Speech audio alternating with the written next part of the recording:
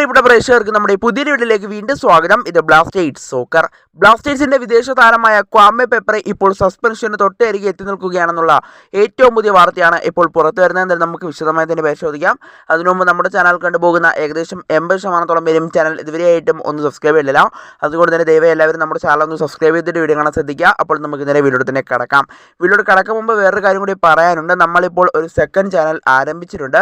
Football ലോകം എന്ന് പറയുന്ന ഒരു ചാനലാണ് നമ്മളിപ്പോൾ നിലവിൽ ആരംഭിച്ചിട്ടുള്ളത്. എന്തായാലും വേൾഡ് ഫുട്ബോളുമായി ബന്ധപ്പെട്ട എല്ലാ അപ്ഡേറ്റുകളും ആ ചാനലിൽ നമ്മൾ നൽകുന്നതായിരിക്കും. എന്തായാലും നിലവിൽ 667 സബ്സ്ക്രൈബേഴ്സാണ് ആ ചാനലിൽ ഇപ്പോൾ ഉള്ളത്. എന്തായാലും പറ്റുന്നവരൊക്കെ ഒന്ന് സബ്സ്ക്രൈബ് ചെയ്തേക്കുക. ആ ചാനലിൻ്റെ ലിങ്ക് ഈ വീഡിയോയുടെ കമൻറ്റ് ബോക്സിൽ ഞാൻ പിൻ ചെയ്ത് വെച്ചിട്ടുണ്ട്. അതുകൊണ്ട് തന്നെ പറ്റുന്നവരെല്ലാവരും ഒന്ന് സബ്സ്ക്രൈബ് ചെയ്തേക്കുക. അപ്പോൾ നമുക്ക് നേരെ വീഡിയോയുടെ തന്നെ കടക്കാം.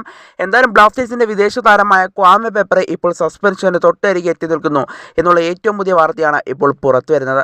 താരത്തിന് ഇപ്പോൾ നിലവിൽ 3 യെല്ലോ കാർഡുകളാണ് ലഭിച്ചിട്ടുള്ളത്. എന്തായാലും പെപ്രയ്ക്ക് പുറമെ ബ്ലാസ്റ്റേഴ്സിൻ്റെ നായകനായ എഡ്രിയാൻ ലൂണയ്ക്ക് 3 യെല്ലോ കാർഡുകൾ ഉണ്ട് എന്നാണ് ഇപ്പോൾ മനസ്സിലാക്കാനായിട്ട് സാധിക്കുന്നത്.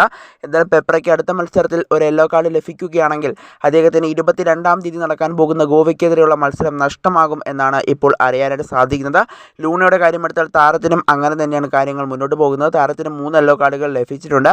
എന്നാലും ലൂണയ്ക്ക് അടുത്ത മത്സരത്തിൽ മോഹൻ ബഗാനെതിരെ ഒരു യെല്ലോ കാർഡ് വഴങ്ങേണ്ടി വന്നാൽ താരത്തിന് എന്തായാലും തൊട്ടടുത്ത മത്സരമായി ഗോവയ്ക്കെതിരെയുള്ള മത്സരം നഷ്ടമാകും. എന്തായാലും ബ്ലാസ്റ്റേഴ്സിനുള്ള 5 മത്സരങ്ങൾ, ആ 5 മത്സരങ്ങളും അതിനിർണായകമാണ്. പ്ലേ ഓഫ് സാധ്യതകൾ നിലനിർത്താൻ ഈ മത്സരത്തിലൊക്കെ മികച്ച റിസൾട്ട് ബ്ലാസ്റ്റേഴ്സിന് നേടിയെടുത്തേ മതിയാവുകയുള്ളൂ. അതുകൊണ്ട് തന്നെ ബ്ലാസ്റ്റേഴ്സിൻ്റെ ഏറ്റവും പ്രധാനപ്പെട്ട 2 താരങ്ങളാണ് ലൂണയും അതുപോലെ തന്നെ പെപ്രയും. എന്തായാലും ലൂണയ്ക്ക് സസ്പെൻഷൻ വെല്ലുവിളികൾ നേരിട്ടുകൊണ്ടിരിക്കുകയാണെന്നുള്ള വാർത്ത മുമ്പ് തന്നെ വന്നതാണ്. എന്നാൽ ഇപ്പോൾ അതിന് പിന്നാലെയാണ് ഇപ്പോൾ പെപ്രയുടെ കാര്യവും ഇപ്പോൾ പുറത്തു വരുന്നത്. എന്നാൽ ട്രാൻസ്ഫർ മാർക്കറ്റ് ഇക്കാര്യം അറിയിച്ചിട്ടുണ്ട്. ട്രാൻസ്ഫർ മാർക്കറ്റ് വെബ്സൈറ്റിൽ പോയി പരിശോധിച്ചാലും നമുക്ക് പെപ്രയുടെ കാര്യമെടുത്ത് നോക്കുകയാണെങ്കിൽ അദ്ദേഹത്തിന് ഈ സീസണിൽ 3 യെല്ലോ കാർഡുകളാണ് നിലവിൽ ലഭിച്ചിട്ടുള്ളത്.